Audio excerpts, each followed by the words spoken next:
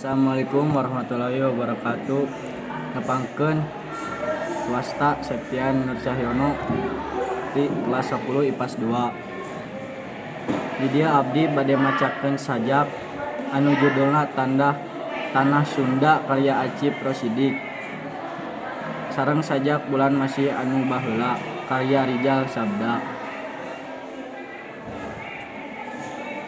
Bulan masih nu baheula karasa ayeuna mah nyayan lalampahan teh geus natra kajeueung di pengkolan bulan beungras keneh nyaangan lengkah gejet urang nu ngandeukeun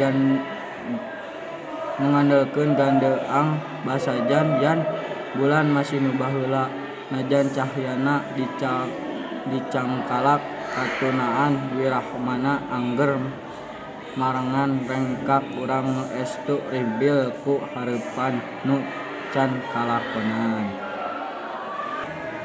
Tanah Sunda hejo panggunungan pau lautan hejo pau langit na hate kuring masing di mana kuring nangtung masing ka mana kuring leumpang tanah lembok tempak kumetah angin nyeok nyiuman tarang masing di mana anjeun nunjuk masing iraha anjeun cumeluk kuring mungpang kuring rek datang neueulkeun tarang neueulkeun jantung kuring tungtung tempang kuring tungtung tepang tungtung bedil ngincer dada